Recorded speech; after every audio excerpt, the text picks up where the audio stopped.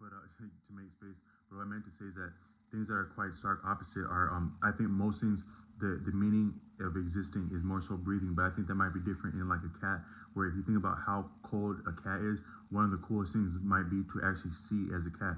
How are cats so content with little stimuli? I think it's just what it would look like to see as a cat. And some people say that they can see beyond what we experience as a present moment or the present dimension, is what a cat can do. And it would maybe account for some of their uncanniness and also their uncanny behavior and also their exactness and also their ability to be somewhere somehow at some time and some place. But what I meant to say is that a cat is almost like pure death. It is such a killer that it does not have a problem with killing. It does not flinch at killing. It does not see anything indifferent or unethical or compromising about killing. Is what a cat is, and that is almost pure corruption. So corruption as to be yet again pure is a cat.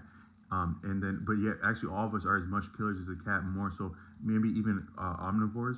But we're yet taking the life of something or the life force of something to sustain our existence is what most beings that we can appreciate are doing. So most of us are yet killers, even the antelope, the cow, and so forth, and the lion, and the cat, and the bear.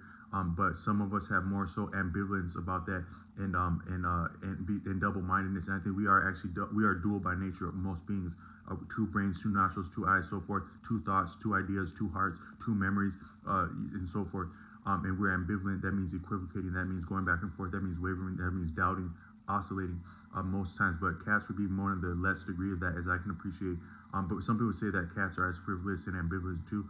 But there can be something very singular about a cat when it's like that, and it's just because it simply doesn't have a problem with itself. It doesn't see any problem in existence. The author Osho has said that a lot of animals are not complicated. They don't have a problem existing as they exist. The antelope doesn't so much have a problem being eaten as a lot of things do. A cat doesn't have so much a problem eating as a lot of things do. And maybe us humans have more of a problem because we're both something of the antelope and the cat at the same time. And that's difficult, yet that's also profound and redeeming. But what I want to say is that a cat is almost the most corrupt, so it's corrupt as to not be corrupt again.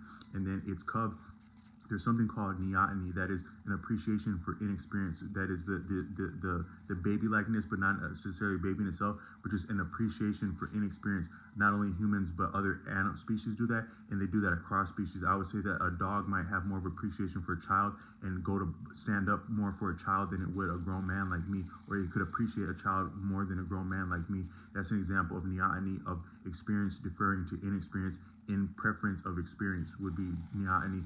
And so that bond between the corrupt tiger and its a neotenous juvenile innocent cub is an example of one of the deepest bonds. I saw a documentary of a leopard rearing a young cub on the savannah of Africa, having to hide the cub, get away, win game at the most difficult cost, retrieve that game, feed the child, train the child, smuggle the child to a safer hiding space in proximity to the game trails.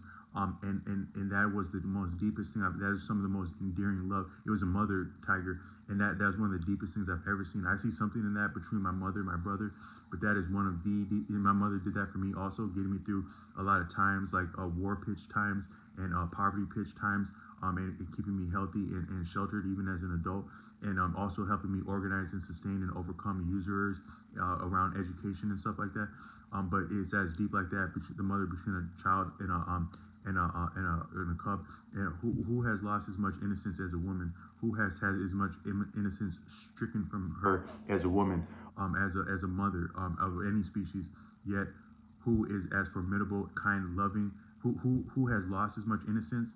Sometimes we're corrupted for it. We don't have to always make corrupt decisions, but we can also be corrupt by the corruption of others. Who has been more corrupted than a woman over time, a mother,